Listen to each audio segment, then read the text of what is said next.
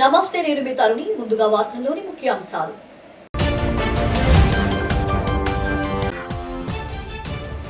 రాష్ట్రంలో కల్తీ రిక్రూట్మెంట్ బోర్డును వైఎస్ జగన్ స్థాపించారని ఎద్దేవా చేసిన రాష్ట్ర హోంమంత్రి వంగలపూడి అనిత, కల్తీ చేసి ఎదురుదాడి చేస్తారా అని ఆగ్రహం.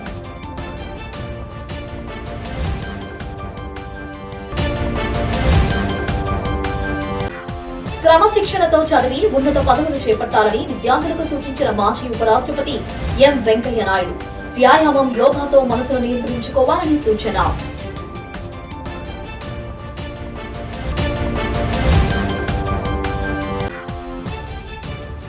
అసెంబ్లీకి రాకుంటే శాసనసభ్యులకు జీతం ఎందుకు ఇవ్వాలంటున్న స్పీకర్ అయ్యన్న పాత్రుడు, వారిని ఎందుకు సస్పెండ్ చేయకూడదని సూటి ప్రశ్న.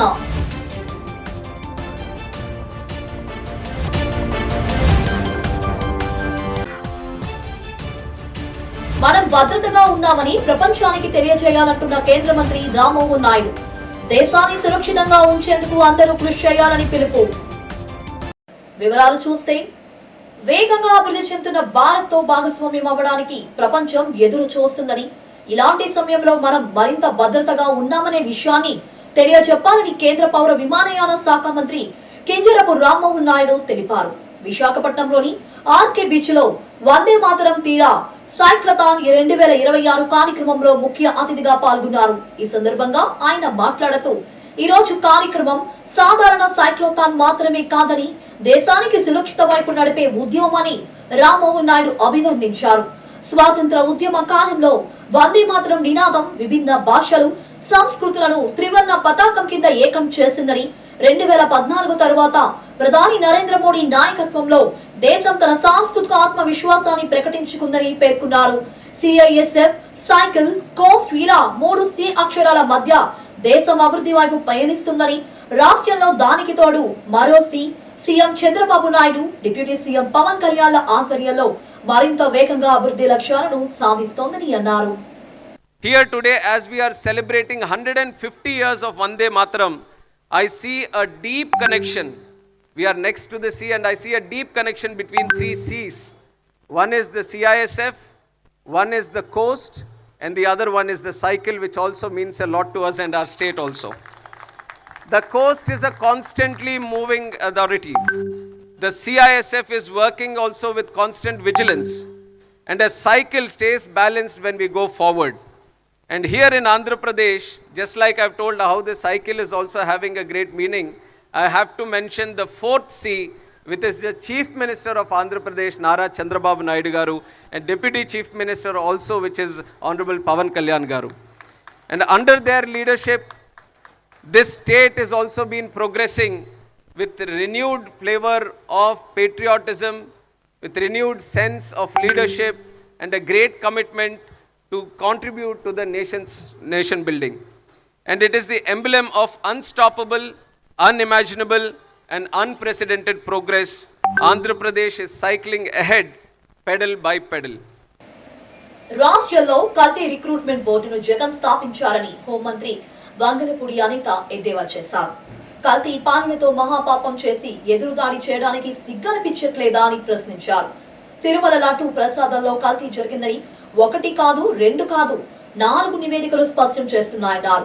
అందులో CFARA నివేదిక 2022లో వైసీపీ హయాంలో వచ్చిందే అన్నారు. CFARAతో పాటు NDDB, NDDR, సిట్ నివేదికలు అన్ని కల్తీని ధృవీకరించాయని స్పష్టం చేశారు. జంతుకొవ్వు అవశేషాలు నిర్ధారించే సామర్థ్యం తమ వద్ద లేదని మాత్రమే వారు చెప్తే, దాన్ని పట్టుకుని జంతుకొవ్వు లేదని ప్రచారం చేసుకుంటారా అని మండిపడ్డారు. లడ్డూలో కల్తీ జరగట్లేదనడానికి తాడేపల్లి ప్యాలెస్ లో ముద్రించే సాక్షి కరపత్రం కాకుండా మరేదైనా నివేదిక వైకాపా వద్ద ఉందా అని ప్రశ్నించారు. టాయిలెట్ క్లీనింగ్ కు వాడే లప్సా అనే రసాయనం వాడి మహా అపచారానికి ఒడిగట్టారని ఆగ్రహం వ్యక్తం చేశారు. ఒక్కొక్కసారి చాలా బాధ అనిపిస్తుంది. జగన్మోహన్ రెడ్డి పరిపాలన ఒక కేఆర్బి అని అన్నించుమించు మనం అనుకుంటాం, ఆర్ఆర్బి అని రైల్వే రిక్రూట్మెంట్ బోర్డు అలాంటి మాటలు వింటూ ఉండేవాళ్ళం ఇంతకుముందు. ఇతన్ని చూస్తే కేఆర్బి అని ఒక వర్డ్ గుర్తొస్తుంది. కల్తీ రిక్రూట్మెంట్ బోర్డు అని, దాన్ని స్థాపించినోడే జగన్మోహన్ రెడ్డి, దానికి అధ్యక్షుడే జగన్మోహన్ రెడ్డి అన్నట్టుగా ఈరోజు కొన్ని వ్యవహారాలు అతగాడి హయాంలో జరిగిన సిచ్యువేషన్స్ చూస్తూ ఉంటే ఒక పక్క భయం అనిపిస్తుంది, ఒక పక్క బాధ అనిపిస్తుంది, ఒక పక్క సిగ్గు అనిపిస్తుంది. ఇలాంటి వాడిన 5 సంవత్సరాలు ఆంధ్రప్రదేశ్ రాష్ట్రం భరించింది అని మనం అబ్జర్వ్ చేసుకుంటే, కోవిడ్ లాంటి పరిస్థితుల్లో వెంటిలేటర్ల మీద జనాలు చచ్చిపోతూ ఉంటే ఆ రోజు కల్తీ మందులు సరఫరా చేసి కల్తీకి నాంది పలికాడు, కల్తీ లిక్కర్ చేసి కల్తీ లిక్కర్కి నాంది పలికాడు. అదేవిధంగా మనం చూసుకుంటే ఇసుకను కూడా కల్తీ చేసి, మామూలు ఇసుకలోని కూడా సముద్రపు ఇసుకని కలిపి ఇసుకను కూడా కల్తీ చేశాడు. ఆఖరికి విద్యా వ్యవస్థని కల్తీ చేసి పరీక్షల్లో కూడా కల్తీ చేసే పరిస్థితి కనిపిస్తూ ఉంది. ఇలా చూస్తే ఓవరాల్గా చూస్తే కల్తీ, ఒక పాలనే ఒక కల్తీ, ఆ మనిషే ఒక కల్తీ. శాసనసభ్యులు అసెంబ్లీకి హాజరు కాకుంటే జీతం ఎందుకు ఇవ్వాలని రాష్ట్ర శాసనసభ స్పీకర్ అయ్యన్న పాత్రుడు ప్రశ్నించారు. నగరంలో జరిగిన ఒక కార్యక్రమంలో ఆయన మాట్లాడుతూ నో వర్క్ నో పే సిద్ధాంతాన్ని ప్రజాప్రతినిధులకు అమలు చేయాలని అభిప్రాయపడ్డారు. ఉద్యోగి విధులకు రాకపోతే జీతం ఆపడం, దీర్ఘకాలం రాకపోతే ఆపై సస్పెండ్ చేస్తామన్నారు. అదేవిధంగా శాసనసభ్యులు అసెంబ్లీకి నెలల తరబడి రాకుండా ఉంటే జీతం ఎందుకు ఇవ్వాలన్నారు. వారిని ఎందుకు సస్పెండ్ చేయకూడదని దీనిపై ప్రజలు మేధావులు ఆలోచించాలన్నారు. సందేహం వ్యక్తం చేశారు. ప్రజలు తమ ఓట్లు వేసి గెలిపించిన శాసనసభ్యులు అసెంబ్లీకి వచ్చి వారి సమస్యలను ప్రభుత్వం దృష్టికి తీసుకురావాలని అయ్యన్న పాత్రుడు వైసీపీ ఎమ్మెల్యేలకు సూచించారు. ముఖ్యమంత్రులు కూడా మంత్రులు కూడా సమాధానం చెప్పడానికి గడగడలాడిపోయారు. అటువంటి సబ్జెక్టులు మాట్లాడేవారు. ఇవాళ చూస్తున్నాం, అసెంబ్లీకి రాజకీయాలు బయట మాట్లాడుతుంటారు. బయట నుంచి మాట్లాడాలి, మీరు బయట నుంచి మాట్లాడాలండి. ప్రజల కోసం కదా మాట్లాడుతా అంటున్నారు, మీరు రాష్ట్రం కోసం కదా మాట్లాడుతా అన్నారు. ఆ మాట్లాడేది అసెంబ్లీలో మాట్లాడండి, అసెంబ్లీ మాట్లాడండి. మంత్రి ఉంటాడు, సీఎం ఉంటాడు, డిప్యూటీ సీఎం ఉంటాడు, మంత్రులు ఉంటాడు, సమాధానం చెప్తారు మీకు. అసెంబ్లీకి వచ్చి మాట్లాడరు కానీ బయట మాట్లాడదంటారు. ఎందుకు మాట్లాడు బయటని? అదే మాటలు అసెంబ్లీ మాట్లాడండి. నేను అవకాశం ఇస్తానని చెప్పాను, మరి ఎందుకు రావట్లేదు అసెంబ్లీకి? ప్రసాద్ గారు, మీరు పెద్దలు కూడా ఆలోచించారు సార్. నాకు కూడా స్పీకర్ అయ్యి 2 years అవుతుంది. రాజ్యాంగం ఏంటి? ఈవేళ ఒక ఎంప్లాయీ ఉద్యోగం రాకపోతే సస్పెండ్ చేస్తున్నాం, జీతం ఇవ్వం. మరి ఎమ్మెల్యే అసెంబ్లీకి రాకపోతే జీతం ఎందుకు ఇవ్వాలి? ఇది నా పాయింట్. దీనికి నాకు ఆన్సర్ కావాలి సార్. సస్పెండ్ చేయడం కంటే మరి పర్మిషన్ కావాలంటే మనకి దానికోలేదు కదా. అంతే, రాజ్యాంగం ఏంటో నాకన్నా పెద్దలు బాగా తెలుసు. డిప్యూటీ స్పీకర్ కూడా చేశారు, అనుభవం ఉన్న వ్యక్తి. అంతే స్టడీ చేయండి సార్. దీన్ని మనం మన టైంలో మార్చలేదు sir. No duty no pay. Duty చేయనప్పుడు పేమెంట్ ఎందుకు ఇవ్వాలా? నో వర్క్ నో పే అన్న సిద్ధాంతాన్ని మనం కట్టుబడి చేయకపోతే ఇప్పుడు ఈ తరం రాబోయే తరం వరకు ఒక లక్ష్యం చెప్పాల్సిన అవసరం. తిరుమల శ్రీవారు లడ్డూ ప్రసాదం విషయంలో గత వైసీపీ ప్రభుత్వం మహా పాపానికి ఒడిగట్టిందని ఎలమంచిలి ఎమ్మెల్యే సుందరపు విజయ్ కుమార్ విమర్శించారు. జిల్లా పరిషత్ ఎమ్మెల్యే కార్యాలయంలో నిర్వహించిన కూటమి నాయకుల సమావేశంలో ఆయన మాట్లాడారు. లడ్డూల్లో కల్తీకి నిరసనగా అప్పట్లో ఉప ముఖ్యమంత్రి పవన్ కళ్యాణ్ తో కలిసి తాను కూడా దీక్ష చేపట్టానని గుర్తు చేశారు. మాజీ ముఖ్యమంత్రి జగన్మోహన్ రెడ్డి కనీస అవగాహన లేకుండా మాట్లాడుతున్నారని ఎమ్మెల్యే దుయ్యబట్టారు. కల్తీపై వచ్చిన నివేదికలను ఆ పార్టీలోని సీనియర్ నాయకులైన జగన్ కు చూపించి వాస్తవాలు వివరించాలని హితవు పలికారు. ఏమీ తెలియకుండా ఇష్టం వచ్చినట్లు మాట్లాడటం సమంజసం కాదన్నారు. దేవుని ప్రసాదం తినాలంటేనే స్నానం చేసి భక్తితో స్వీకరిస్తాం. అలాంటి పవిత్రమైన లడ్డూలో కల్తీ జరగడం దురదృష్టకరమని ఆవేదన వ్యక్తం చేశారు. గత ప్రభుత్వంలో జరిగిన తప్పును సరిదిద్దుకోవాల్సింది పోయి ఏమీ జరగలేదంటూ దుష్ప్రచారం చేయడం వైసీపీకే చెల్లిందని ఎద్దేవా చేశారు. ఈ కార్యక్రమంలో కూటమికి చెందిన పలువురు ముఖ్య నాయకులు, కార్యకర్తలు పాల్గొన్నారు. ఈరోజు సిబిఐ రిపోర్ట్ నెయ్యే వాడలేదనే ఇది పరిస్థితి తీసుకొచ్చింది. నెయ్యి లేదు లడ్డూలో. లడ్డు తయారీలో సాంప్రదాయం ఉంది, సనాతన ధర్మం ఉంది, ఆగమ శాస్త్రం ఉంది. దాని ప్రకారంగా లడ్డు తయారు చేసుకుంటూ వస్తారు ఇప్పుడు వరకు. అలాంటిది నెయ్యి లేకుండా లడ్డు తీసుకొని 5 సంవత్సరాలు, మరి ఎన్ని సంవత్సరాలు అనేది తెలియదు, ఆ 5 సంవత్సరాల్లో జరగడం అనేది చాలా దారుణమైన విషయం. కనీసం లడ్డు మనం ముట్టుకోమే స్నానం చేయకుండా. చెప్పులు వేసుకొని కూడా చాలామంది ప్రసాదాలు తినరే. నేను అడుగుతున్నాను, తప్పు జరిగిందా, పొరపాటు జరిగిందా, మీకు మీరు దాన్ని మళ్ళా ఒకసారి రివ్యూ చేసుకోవాలి వైఎస్ఆర్సీపీ పార్టీ. కానీ ఈరోజు ఏం చేస్తున్నారు, దాని మీద విపరీతమైన అబద్ధాలు చెప్తున్నారు. అదేంటి? సరే, జగన్మోహన్ రెడ్డి గారు ఆయనే బాధ్యత తీసుకోవాలి. ఆ పార్టీకి అధ్యక్షుడు అతనే, ఆ రోజు ముఖ్యమంత్రి అతనే, ఆయన బాధ్యత తీసుకోవాలి. ఆయన చేశారా, ఆయన చేయలేదా, ఆయనకి తెలిసి జరిగిందా, తెలియ జరిగిందా, అవన్నీ తర్వాత తెలుస్తాయి. కానీ బాధ్యత తీసుకోవాల్సింది అతనే. ఒకవేళ పొరపాటు జరిగిందా, తప్పు జరిగిందా, దాన్ని సరిదిద్దుకోవాలి. ఆ రోజు ఎలా జరిగింది మీరు ఓపెన్గా మీరు ఎంక్వైరీ చేయండి. ఎంక్వైరీలో ఎవరు తప్పు చేస్తే వాడిని మేము కూడా క్షమించమని అనాలి. కానీ దాన్ని మీరు డైవర్ట్ చేయడానికి రకరకాల నాటకాలు, కులాలు, మతాలు అన్ని మధ్యలోకి తీసుకొచ్చి మాట్లాడుతుంటే మీరు ఏమి డిసైడ్ చేద్దామని, ఏమి మీరు చెప్దాం అనుకుంటున్నారు నాకైతే అర్థం కాల. పర్యావరణాన్ని పరిరక్షించుకోకపోతే తీవ్ర అనర్థాలు ఎదుర్కోవాల్సి ఉంటుందని పర్యావరణ ప్రేమికుడు, పర్యావరణవేత్త బొలిశెట్టి సత్యనారాయణ ఆందోళన వ్యక్తం చేశారు. నగరంలో జరిగిన మీడియా సమావేశంలో ఆయన మాట్లాడుతూ పర్యావరణాన్ని పరిరక్షించుకుంటూ అభివృద్ధి కొనసాగాలని ఆకాంక్షించారు. అభివృద్ధి చెంది పర్యావరణం దెబ్బతింటే అది మానవాళి మనుగడకి ప్రమాదమని హెచ్చరించారు. మహావిశాఖలో రోజు రోజుకు పెరిగిపోతున్న కాలుష్యంపై న్యాయస్థానంలో ప్రజా ప్రయోజన వ్యాజ్యాన్ని దాఖలు చేసినట్లు చెప్పారు. పర్యావరణాన్ని పరిరక్షించాలన్న తాను ఎంత పోరాటం చేస్తున్న జీవీఎంసీ ఏపీ కాలుష్య నియంత్రణ మండలి అధికారులు పట్టించుకోవడం లేదని వాపోయారు. ఇప్పటికే పెరిగిపోతున్న కాలుష్యం కారణంగా మహావిశాఖ ప్రజలు అనేక రకాల రోగాల బారిన పడుతున్నారని బొలిశెట్టి తెలిపారు. ఇప్పటికైనా అధికారులు కళ్ళు తెరిచి పర్యావరణ పరిరక్షణకు చర్యలు చేపట్టాలని డిమాండ్ చేశారు. గత 10 సంవత్సరాలుగా నగర కాలుష్యం గురించి రాజేంద్ర సింగ్ గారు, నేను అనేక లెటర్స్ రాయడం జరిగింది. మన జీబీఎంసీకి కానీ, పొల్యూషన్ కంట్రోల్ బోర్డుకి కానీ. ఆ తర్వాత 2020లో మేము ఒక కేసు ఫైల్ చేయడం జరిగింది, పబ్లిక్ ఇంట్రెస్ట్ లిటిగేషన్. సో ఆ కేసు మా గురించి కాదు, విశాఖ ప్రజల గురించి. అందులో నేను కూడా ఉన్నాను కాబట్టి మా గురించి కూడా అనుకోవచ్చు. కానీ ఇది పబ్లిక్ ఇంట్రెస్ట్ లిటిగేషన్ ఫైల్ చేయడం జరిగింది. Public interest litigation information public తెలియాలనే ఉద్దేశంతో ఈ మీడియా సమావేశం ఏర్పాటు చేశాను. మేము వచ్చిన మీ అందరికీ కూడా నా ధన్యవాదాలు. ముఖ్యంగా ఏంటంటే పర్యావరణం ఉంటేనే మనం ఉంటాం, అభివృద్ధి ఉంటుంది, ఏదైనా ఉంటుంది. అసలు పర్యావరణం is mother of all developments. Environment అనేది లేకపోతే అభివృద్ధి ఉన్నా శూన్యమే. కాబట్టి పర్యావరణాన్ని పరిరక్షించుకోవాలన్న ఉద్దేశంతో మేము చేస్తున్న పోరాటానికి జీవీఎంసీ కానీ, అటు ఏపీ పొల్యూషన్ కంట్రోల్ బోర్డు కానీ ఏమాత్రం సహకరించకపోగా వాళ్ళందరూ కూడా రియల్ ఎస్టేట్ వ్యాపారంలో, అలాగే అంటే జీవీఎంసీ ఏమో రియల్ ఎస్టేట్ వ్యాపారంలో సుందరీకరణలో బిజీ అయిపోయింది. ఎందుకంటే తల్లికి ఆరోగ్యం బాగలేదంటే వీళ్ళేమో బ్యూటీ పార్లర్కి తీసుకెళ్తున్నారు, గుండె జబ్బు వచ్చిందంటే బ్యూటీ పార్లర్కి తీసుకెళ్తున్నారు. ఇది కరెక్ట్ కాదు. బాలాజీ ఎడ్యుకేషన్ ఇన్స్టిట్యూషన్స్ 25వ వార్షికోత్సవం సందర్భంగా పెందుర్తిలో బాలాజీ విద్యా సంస్థ అధినేత మడక రవి ఆధ్వర్యంలో వేడుకలు నిర్వహించారు. ఈ కార్యక్రమానికి ముఖ్య అతిథిగా మాజీ ఉపరాష్ట్రపతి వెంకయ్య నాయుడు హాజరయ్యారు. ముందుగా జ్యోతి ప్రజ్వలనతో కార్యక్రమం ప్రారంభించారు. ఈ సందర్భంగా వెంకయ్య నాయుడు మాట్లాడుతూ విశాఖపట్నం అంటే ఆయనకి చాలా ఇష్టమని, ప్రకృతి అందాలన్నీ వైజాగ్ లోనే ఉన్నాయని, అలాగే పిల్లలు ఆన్లైన్ లో గేమ్ ఆడకుండా తల్లిదండ్రులు జాగ్రత్తలు తీసుకోవాలని, పిల్లలందరూ మంచి అలవాటుతో పాటు మంచి విద్యను అభ్యసించి ఉన్నతమైన పదవులు చేపట్టాలని, మైండ్ కంట్రోల్లో ఉంచుకోవడానికి వ్యాయామం, యోగా లాంటివి చేయాలని, అలాగే మంచి ఆహారం తీసుకోవాలని ఆయన తెలియజేశారు. ఈ కార్యక్రమంలో పెందుర్తి శాసనసభ్యులు పంచకర్ల రమేష్ బాబు, నగర మేయర్ పీలా శ్రీనివాసరావు, మాజీ అనకాపల్లి ఎమ్మెల్యే పీలా గోవిందు, కూటమి నాయకులు పాల్గొన్నారు. సంవత్సరం పెట్టడం చాలా సంతోషం. ఆ మంచి పని చేస్తున్నందుకు శ్రీ మండవ రవికుమార్ నేను హృదయపూర్వకంగా అభినందిస్తున్నాను.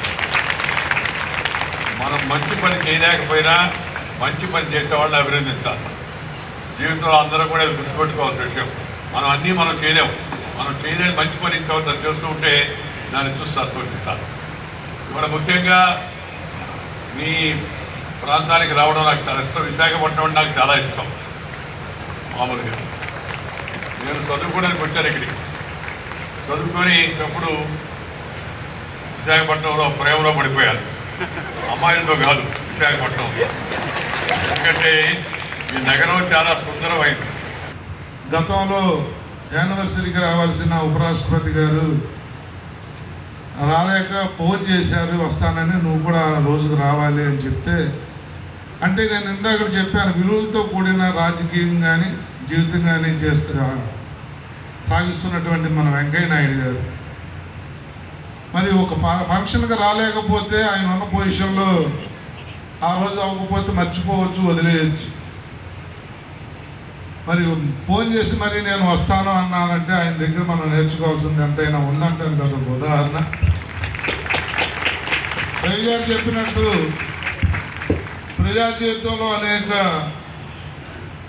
కష్టాల్లో రాష్ట్రం ఉన్నప్పుడు ఎన్టీ రామారావు గారు పార్టీ పెట్టి ఎన్నో మంచి పనులు చేస్తున్న తరుణంలో ఆయన దిచ్చేసినప్పుడు బలవంతంగా వాజ్పేయి గారు ఆయన మీటింగ్లో వెంకయ్యనాయుడు గారి నుంచి చాలా స్పెషల్గా పొగిడారు.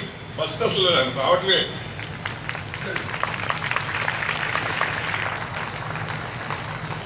చాలా నేను హైదరాబాద్లో ఎప్పుడు వెంకయ్యనాయుడు గారి మీటింగ్ ఉన్నా ఎలక్షన్ మీటింగ్ వెళ్ళేవాడిని.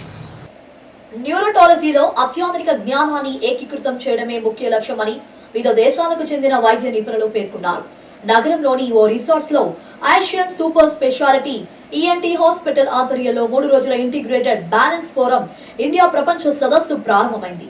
ఈ కార్యక్రమానికి అతిథులుగా ప్రముఖ ఈఎన్టీ సర్జన్ డాక్టర్ ఉండవల్లి, ప్రపంచ ప్రఖ్యాతిగాంచిన పలువురు వైద్య నిపుణులు పాల్గొన్నారు. Doctor Michael Lacoro, professor Adolfo Bronstein, professor David G Baltimore, professor Don Gold, doctor Reman Vandi Berg, professor Haider Alzarhan, doctor Aino Voda సదస్సులో ప్రసంగించారు. ఈ సందర్భంగా వక్తలు మాట్లాడుతూ ఓటాలజీ, న్యూరోటాలజీలో అత్యాధునిక జ్ఞానాన్ని ఏకీకృతం చేయడం లక్ష్యమన్నారు. ఈ వేదిక ప్రపంచ నిపుణుల మధ్య సహకారాన్ని పెంపొందించి భాగస్వామ్య ఆవిష్కరణ ద్వారా వ్యక్తిగత సవాళ్లను పరిష్కరించడానికి దోహదపడుతుందని తెలిపారు. వెస్ట్యూబులర్ ఫిజియాలజీ, డయాగ్నోస్టిక్స్ టెక్నిక్లు, చికిత్స పురోగతులను పంచుకున్నారు. ఈ సదస్సులో ప్రపంచ వ్యాప్తంగా ఉన్న 300 మంది ప్రముఖులు పాల్గొన్నారు. ఇంటిగ్రేటెడ్ బ్యాలెన్స్ ఫోరం తాలూకా ఫస్ట్ యాన్యువల్ కాన్ఫరెన్స్ ఇప్పుడు 5వ తారీఖు నుంచి 8వ తారీఖు వరకు ఇక్కడ విశాఖపట్నంలో జరుగుతుంది.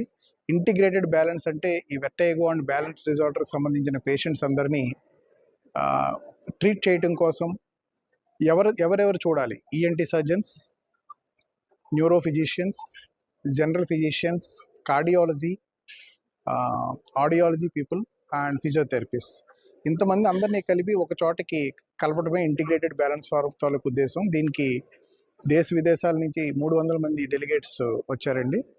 సో ఇది 4 రోజులు జరుగుతుంది. ఈ మీటింగ్ తర్వాత చాలామందికి పేషెంట్స్కి ఇక్కడ నుంచి వచ్చిన జ్ఞానం ద్వారా మిగతా డాక్టర్స్ అందరూ పేషెంట్కి చాలా మేలు చేకూరుస్తారని అనుకుంటున్నాం. ఏషియన్ ఈఎన్టీ హాస్పిటల్ గత 10 సంవత్సరాల నుంచి చెవి ఆపరేషన్కైనా, ముక్కు ఆపరేషన్కైనా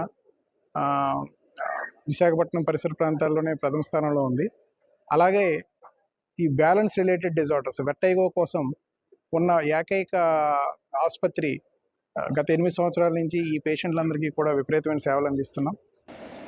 ముస్లింలకు నిర్వహించిన ఉచిత న్యాయ సలహా శిబిరానికి విశేష స్పందన రావడం పట్ల ముస్లిం వెల్ఫేర్ సొసైటీ అధ్యక్షులు హైదర్ అలీ సింకా హర్షం వ్యక్తం చేశారు. నగరంలోని హోటల్లో నిర్వహించిన ఈ శిబిరంలో ముస్లింలకున్న సమస్యలపై ఈ శిబిరంలో ముస్లిం న్యాయవాదులు న్యాయ సలహాలను ఉచితంగా అందజేశారు. అదేవిధంగా పలువురు ముస్లింలకున్న సమస్యలను న్యాయవాదులు తమ సమక్షంలో పరిష్కరించారు.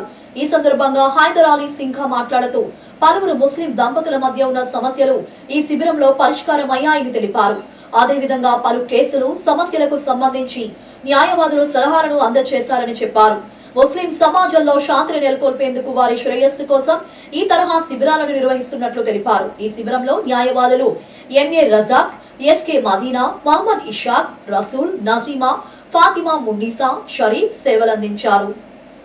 ముస్లిం వెల్ఫేర్ సొసైటీ తరఫున మేము లాయర్ల బృందం చేత ఒక కమ్యూనిటీ ఏర్పాటు చేసి ఇవాళ అబ్బాయిలు అమ్మాయిలకి పెళ్ళైన తర్వాత 4 సంవత్సరాలు 5 సంవత్సరాలని అత్త కొట్టిందని, మామ తిట్టాడని, వాళ్ళ భర్త ఏదో అన్నాడని చెప్పి ఇద్దరు ఇడిపోతున్నారు. ఆ ఇడిపోయి ఎక్కడికి వెళ్ళాలో తెలియక అమ్మాయి వాళ్ళ ఇంట్లో, అబ్బాయి వాళ్ళ ఇంట్లో ఉండి అదేవిధంగా వాళ్ళు అక్కడ ముగ్గిపోతున్నారు తప్ప వాళ్ళకి పరిష్కారం తీసుకుంటే ఎవరు ముందు రావట్లేదు.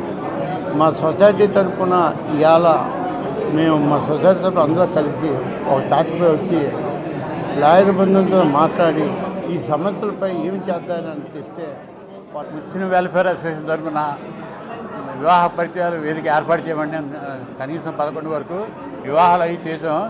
ఈరోజు ముస్లిం న్యాయవాదులచే కక్షిదారులకు ఇక్కడ మీకు అందరికీ తెలుసు, మన ముస్లింలో విద్య లేకపోవడం వల్ల 2-3 సంవత్సరాలు పెళ్ళిళ్ళు విడిపోయి వేరువేరుగా ఉంటున్నారు. వాళ్ళని కలయి చేయాలంటే ఈ మన శంకా గారి ఆధ్వర్యంలో ఈవేళ ముస్లిం ఉచిత న్యాయ సలహా శిబిరం పెట్టాం. ఇక్కడ కక్షిదారులు అంటే వాళ్ళు ప్రాబ్లమ్స్ ఉన్న వాళ్ళు దగ్గర 10 మంది వచ్చారు. వాళ్ళు కూడా ఎక్కడెక్కడ టేబుల్స్ పెట్టి సాల్వ్ చేస్తున్నారు. మొట్టమొదటిసారిగా ఈరోజు ఈ విధానం పెట్టాం. ఇంకా ముందు కూడా ఇలా పెట్టడానికి మన శంకా గ్రాండ్ హోటల్ వారు తయారుగా వచ్చారు. మన ముస్లిం క్యాస్ట్లో ఏంటంటే చాలా వెనకబడిపోతున్నారు అందరూ కూడా. దాని గురించి మేము కూడా ఈ ప్రోగ్రాంలు తలపెట్టి వివాహ కార్యక్రమాలు, సుల్తీల కార్యక్రమాలు, పేద పిల్లలకి పుస్తకం పంపిణీలు అలాగే చేస్తున్నాం. దీంట్లో ఏంటంటే సమస్య ఇప్పుడు ముస్లిం అమ్మాయిలు అంటే ఎవరైనా అదర్ క్యాస్ట్ ఎవరైనా సరే భార్యాభర్తల్లో గొడవలు వస్తున్నాయి. ఈ గొడవలు వచ్చి కోర్టు చుట్టూ తిరిగి వాళ్ళు కాళ్ళు అరిగిపోతున్నాయి, కానీ ఆ సమస్య పరిష్కారం అవటం లేదు. ఈ నెల 12న జరగనున్న దేశవ్యాప్త సమ్మెను విజయవంతం చేసేందుకు ప్రతి ఒక్కరూ పాల్గొనాలని కార్మిక నేతలు పిలుపునిచ్చారు. విశాఖ జిల్లా అఖిలపక్ష ఆటో మోటార్ రంగాల ఐక్యవేదిక ఆధ్వర్యంలో నగరంలోని సిపిఐ జిల్లా కార్యాలయంలో సమావేశం జరిగింది. ఈ సమావేశంలో పడాల గోవింద, జి వామనమూర్తి, కె సత్యనారాయణ, షేక్ రహిమాన్, కొండబాబు, గొలగాని నాయుడు మాట్లాడారు. ఈ సందర్భంగా వారు మాట్లాడుతూ 4 లేబర్ కోడ్స్ ను కేంద్ర ప్రభుత్వం రద్దు చేయాలని డిమాండ్ చేశారు. మోడీ సర్కార్ అనుసరిస్తున్న పారిశ్రామిక, రైతు, కార్మిక వ్యతిరేక విధానాలపై విరుచుకుపడ్డారు. ఎన్నో పోరాటాలు, త్యాగాలు ఫలితంగా సాధించుకున్న కార్మికుల హక్కులను కాలరాసేందుకు కేంద్ర ప్రభుత్వం ప్రయత్నిస్తోందని మండిపడ్డారు. ఆటో రంగ కార్మికులకు భద్రతతో కూడిన సంక్షేమ బోర్డును ఏర్పాటు చేయాలని డిమాండ్ చేశారు. ఈ కార్యక్రమంలో ఐక్యవేదిక నాయకులు వరప్రసాద్, ఈశ్వరరావు, వెంకట రమణమూర్తి, అడ్డూరి శంకర్ పాల్గొన్నారు. ఆటో కార్మికులకి అనేక రకమైనటువంటి ఆంక్షలు పెట్టి విపరీతమైనటువంటి కేసులు, బాగా విపరీత కేసులు రాస్తూ ఉన్నారు.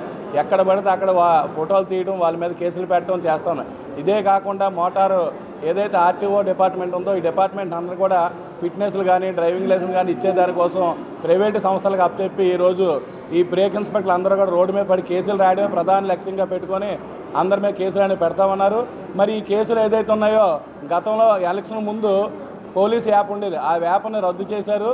కేంద్రంలో బీజేపీ ప్రభుత్వం, రాష్ట్రంలో కూటమి ప్రభుత్వం అనుసరిస్తున్నటువంటి ఆటో డ్రైవర్స్ అండ్ మోటార్ కార్మిక వ్యతిరేక విధానాలకు వ్యతిరేకంగాను కేంద్ర ప్రభుత్వం ఏకపక్షంగా తీసుకొచ్చినటువంటి 4 లేబర్ కోడ్లు రద్దు చేయాలని, రైతులకు గిట్టుబాటు ధరలు ఇవ్వాలనేటువంటి ప్రధానమైన డిమాండ్లతోటి ఫిబ్రవరి 12వ తారీఖు నాడు దేశవ్యాప్తంగా జరుగుతున్నటువంటి డిగ్రీ పూర్తి చేసిన విద్యార్థులకు విదేశాల్లో ఉన్నత విద్య కోసం దిశానిర్దేశం చేసే సదస్సులో ఎంతో అవసరమని పైడా విద్యా సంస్థల అధినేత పైడా కృష్ణప్రసాద్ అన్నారు. నగరంలో నిర్వహించిన Vizag biggest global education fair 2026 short film competition ను ఆయన ప్రారంభించారు. ఈ సందర్భంగా పైడా కృష్ణప్రసాద్ మాట్లాడుతూ భవిష్యత్తులో ఇలాంటి సదస్సుల ద్వారా విద్యార్థులు విదేశాలలో అందుబాటులో ఉండే ఉన్నత విద్య వైపే పూర్తిగా అవగాహన కలుగుతుందన్నారు. భవిష్యత్తులో ఇలాంటి సదస్సులు నిర్వహించాల్సిన అవసరం ఉందన్నారు. Blue రిబ్బర్ overseas education consultancies director P Santosh Kumar మాట్లాడుతూ విశాఖలో నిర్వహించిన ఫెయిర్ కు వచ్చిన స్పందనకు హర్షం వ్యక్తం చేశారు. ముంబై కంటే యూరోప్ దేశాల్లో అత్యంత చౌకగా నాణ్యమైన విద్య లభిస్తుందన్నారు. వివిధ దేశాల్లోని 25కు పైగా అగ్రశ్రేణి విశ్వవిద్యాలయాలతో తమకు ఒప్పందాలు ఉన్నాయని తెలిపారు. ఈ కార్యక్రమంలో కొల్లా సతీష్ కుమార్, మనోజ్ కుమార్ తదితరులు పాల్గొన్నారు. బ్లూ రిబ్బన్ ఆర్గనైజేషన్ హైదరాబాద్ నుంచి విశాఖపట్నం వచ్చి విశాఖపట్నం స్టూడెంట్స్కి ఇంటర్నేషనల్గా ఆపర్చునిటీస్ ఎక్కడున్నాయో, ఏ రకంగా ఎక్స్ప్లోర్ చేయొచ్చో చెప్పడానికి విశాఖపట్నం వచ్చినందుకు ముందుగా సంతోష్ కుమార్ ఫ్రమ్ బ్లూ రిబ్బన్కి విశాఖపట్నం స్టూడెంట్స్ తరఫున, ప్రజల తరఫున థ్యాంక్స్ చెప్తున్నాను. అలాగే ఇంచుమించుగా 30 ఆర్గనైజేషన్స్ నుంచి రిప్రజెంటేటివ్స్ని డిఫరెంట్ యూనివర్సిటీస్ నుంచి, డిఫరెంట్ కంట్రీస్ నుంచి, అలాగే ప్లేస్మెంట్ ఆఫీసర్స్ని తీసుకొచ్చినందుకు ఇక్కడ స్టూడెంట్స్ అందరూ విశాఖపట్నం స్టూడెంట్స్ అందరూ కూడా వచ్చి ఈ ఆపర్చునిటీని ఉపయోగించుకుని డిగ్రీ పూర్తయిపోయిన తర్వాత వాళ్ళు ఏమి చేయాలి నెక్స్ట్, ఎందులో వాళ్ళ కెరీర్ని ఏ రకంగా మలుచుకోవాలి అని చెప్పి డిగ్రీ పూర్తయిన తర్వాత తెలుసుకోవడానికి ఇది ఒక అవకాశం చాలా ఉపయోగపడుతుంది వాళ్ళకి.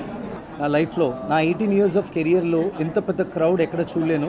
Almost there are 200 more students who are waiting in the down stage. వాళ్ళకి ఎలా నేను సహకరించాలో తెలియక halls we're filling it up. ఇవన్నీ what is the reason? I thought నేనేమనుకున్నానంటే ఉట్టి ఎడ్యుకేషన్ ఫెయిర్ ఒకటే కాదు, ఎక్స్పో ఉండాలి, ఇండస్ట్రీస్ రావాలి, కార్పొరేట్ ట్రైనర్స్ రావాలి, ఇంటర్న్షిప్స్ వచ్చే కంపెనీస్ ముందుకు రావాలి, ఫారిన్ యూనివర్సిటీస్ రావాలి obviously. So I am Santosh Kumar Pabba, Director for Blue Ribbon Overseas, Blue Ribbon Immigration and Blue Ribbon Global Technology group of companies. I am 18 years of career lo we have done 16,000 visas చేసాము, student visas and immigration సపరేట్గా. మా offices అబ్రాడ్లో కూడా ఉన్నాయి, యూఎస్లో ఉంది, యూకేలో ఉంది, జర్మనీలో ఉంది, దుబాయ్లో ఉంది అండ్ ఇండియాలో 38 లొకేషన్స్లో ఉన్నాయి. ఇక్కడికి యూకే నుంచి, యుఎస్ నుంచి, కెనడా నుంచి, ఆస్ట్రేలియా, యూరోప్ ఇప్పుడున్న మార్కెట్లో అన్ని కంట్రీస్ ఒక ప్లేస్లో ఉంటే ఏ కంట్రీకి వెళ్ళాలో ఒకటి. సెకండ్, ఎడ్యుకేషన్ లోన్స్ అనే క్వశ్చన్స్ వస్తే we have bankers today. Banks ఇక్కడికే వచ్చాయి, నాన్ కొలాటరల్తోని మీరు వెళ్ళొచ్చు, అసలు ఏ కొలాటరల్ సెక్యూరిటీ లేకుండా. బ్రిలియన్స్ డైమండ్ జ్యువెలరీ షో ఈ నెల 22 వరకు జరుగుతోందని Joy Alukkas group chairman managing director doctor Joy Alukkas తెలిపారు. సంపద వినాయక టెంపుల్ రోడ్ లో గల తమ షోరూమ్ లోని బ్రిలియన్స్ డైమండ్ జ్యువెలరీ షో ప్రజలకు ఒక మధుర అనుభూతిని అందిస్తుందన్నారు. వినియోగదారుల అందం, వ్యక్తిత్వం ఉట్టిపడేలా అత్యుత్తమ కళాత్మక డిజైన్లతో డైమండ్ జ్యువెలరీ అందుబాటులో ఉందన్నారు. ఈ షోలో ₹1,00,000 కంటే ఎక్కువ విలువైన డైమండ్ జ్యువెలరీ కొనుగోలు చేసిన వినియోగదారులకు ఉచితంగా ఓ బంగారు నాణం అందిస్తున్నామని చెప్పారు. అత్యంత నాణ్యమైన అద్భుతమైన డిజైన్లలో అందుబాటులో ఉన్న డైమండ్ జ్యువెలరీ షోను ప్రజలు ఆదరించాలని జాయ్ అలుకాస్ కోరారు. So still 22nd, that 17 days it is amazing exhibition is going on. You'll get different collection from different countries and large collections of the diamond collections and entire lightweight to the trendy collections, everything available here. And every 1 lakh purchase you'll get gold coin absolutely free. And there is a 40% discount for making charge, entire making charges. So please come and visit and experience to Vizag people. Thank you. మనకి విశాఖపట్నంలో మన జాయ్ అలుకాస్లో brilliant diamond jewellery show అనేది ఈ రోజు నుంచి start చేయడం జరిగింది. సో మనకి ఈ షోలో ఏంటంటే మనకి ఎక్స్క్లూజివ్గా వరల్డ్ వైడ్ ఉన్న కలెక్షన్స్ అన్నీ మనం ఈ జ్యువెలరీలో మన జాయ్ అలుకాస్లో ఎగ్జిబిట్ చేయడం జరిగింది. ఈచ్ అండ్ ఎవ్రీ ప్రోడక్ట్ కూడా ఒక ప్రత్యేకమైన యూనిక్నెస్ కలిగి ఉన్న ప్రోడక్ట్స్ అనమాట. ఇక్కడ మనం డిస్ప్లే చేసిన ప్రతి ప్రోడక్ట్ కూడా అన్ని జనరేషన్స్కి సంబంధించింది, యంగ్ జనరేషన్స్ కానీ, లేకపోతే బ్రైడల్ కానీ, లేకపోతే ఓల్డ్ జనరేషన్స్ కానీ, అన్ని జనరేషన్స్కి ఏంటంటే each and every product exclusive products అనమాట. మెయిన్ ఏంటంటే మనకి జనవరి, ఫిబ్రవరి నుంచి మన మ్యారేజ్ సీజన్ అనేది స్టార్ట్ అయింది. ఈచ్ అండ్ ఎవ్రీ ప్రోడక్ట్ కూడా బ్రైడల్ ప్రోడక్ట్స్ కూడా మనకి తక్కువ మినిమం 10,000 నుంచి 1 CR వరకు ఉన్న ఆర్నమెంట్స్ అన్నీ కూడా మనం ఇక్కడ డిస్ప్లే చేయడం జరిగింది. ఈ ఆఫర్ అనేది ఏంటంటే మనకి ఈ డైమండ్ బ్రిలియంట్ స్టార్ట్ చేయడంతో మనకి ఏంటంటే టిల్ ఫిబ్రవరి 22nd వరకు మొత్తం 17 days అనేది ఈ ఆఫర్ అనేది ఇక్కడ ఎక్స్క్లూజివ్గా మన జాయ్ అలుకాస్ విశాఖపట్నం బ్రాంచ్లో మాత్రమే చేయడం జరుగుతుంది. సో ఈ ఆఫర్ని అందరూ ఉపయోగించుకోవాలని మేము ధన్యవాదాలు తెలుపుకుంటున్నాం. మెయిన్ ఏంటంటే మనకి ఇక్కడ పర్చేస్ చేసినందుకు కానీ ఎవ్రీ 1 lakh పర్చేస్ చేస్తే వాళ్ళకి ఏదంటే డైమండ్ కానీ, అన్కట్ డైమండ్ కానీ పర్చేస్ చేసిన వాళ్ళకి గోల్డ్ కాయిన్ కూడా మనం ఫ్రీ ఇస్తున్నాం. తెలుగు భాష పరిరక్షణకు, అభివృద్ధికి మండలి వెంకట కృష్ణారావు చేసిన సేవలను రాష్ట్ర శాసనసభ స్పీకర్ చింతకాయల అయ్యన్న పాత్రుడు కొనియాడారు. Visakha music and dance academy, writers academy, Gandhi centre, Gandhi Kalakshetram సంయుక్త ఆధ్వర్యంలో కృష్ణారావు శత జయంతి వేడుకలు జరిగాయి. కళాభారతి ఆడిటోరియంలో జరిగిన వేడుకల్లో ముఖ్య అతిథిగా అయ్యన్న పాత్రుడు పాల్గొన్నారు. ఈ సందర్భంగా ఆయన మాట్లాడుతూ ప్రపంచ తెలుగు మహాసభలను తొలిసారిగా తెరపైకి తెచ్చుకున్న వ్యక్తి కృష్ణారావు అని గుర్తు చేశారు. నిరంతరం తెలుగు భాషాభివృద్ధికి, పరిరక్షణకు కృష్ణారావు పరితపించేవారని చెప్పారు. ప్రతి ఒక్కరూ తమ మాతృభాష పరిరక్షణకు కృషి చేయాల్సిన అవసరం ఉందని అయ్యన్న గుర్తు చేశారు. ప్రపంచ తెలుగు మహాసభలు స్టార్ట్ చేసి తెలుగు వారిని కూడా ఒక తాటి మీద తీసుకురావాలని ప్రయత్నం చేసి మన తెలుగు భాషను కూడా ప్రచారం చేయడం కోసం, అందరికీ చెప్పడం కోసం చేసిన ప్రయత్నం చిన్న విషయం కాదు. ఆ రోజు అతను వేసిన పునాదే ఈ రోజు మనం నడిపిస్తున్నాం. మనం వేసింది కాదు పునాది. ఆ పునాది మీద ఇటుకలు పేర్చడానికి ప్రయత్నం చేస్తున్నాం తప్పించి పునాది వేసింది ఆ పెద్ద ఆయన. ఇవాళ ఏ డిపార్ట్మెంట్ ఫెయిల్ అయినా పర్లేదండి, ఎడ్యుకేషన్ డిపార్ట్మెంట్ కూడా ఫెయిల్ అవ్వడానికి వీల్లేదు. ఎడ్యుకేషన్ కోసం వారు చేసిన తపన, వారు ఇచ్చిన స్పీచెస్ కానీ అతను చేసిన కార్యక్రమాలు చూస్తే ఆశ్చర్యపోతూ ఉంటాం. ఈ రాబోయే తరంలో ఇప్పుడు ఉన్నటువంటి ఎడ్యుకేషన్ మినిస్టర్స్ కూడా వాళ్ళని ఫాలో అవ్వాలండి. ఫాలో అయిన తర్వాత అతను చేసిన పార్టీని ఇంకా ముందుకు నడిపించడం కోసం ప్రయత్నం చేయాలి. చాలామంది మహానుభావులు రాజకీయాల్లోకి వచ్చారు గత పూర్వం, ఎంతోమంది ఉన్నారు నాకు తెలిసి. బులెటిన్ ముగించే ముందు హెడ్లైన్స్ మరోసారి.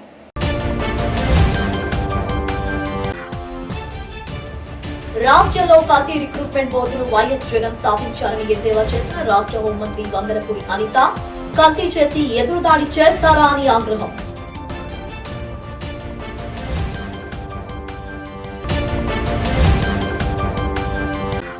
క్రమశిక్షణతో చదివి ఉన్నత పదవులు చేపట్టాలని విద్యార్థులకు సూచించిన మాజీ ఉపరాష్ట్రపతి ఎం వెంకయ్య నాయుడు.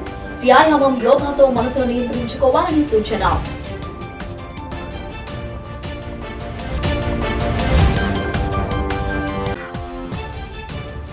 అసెంబ్లీకి రాకుంటే శాసనసభ్యులకు జీతం ఎందుకు ఇవ్వాలంటున్న స్పీకర్ అయ్యన్న పాత్రుడు, వారిని ఎందుకు సస్పెండ్ చేయకూడదని సూటి ప్రశ్న.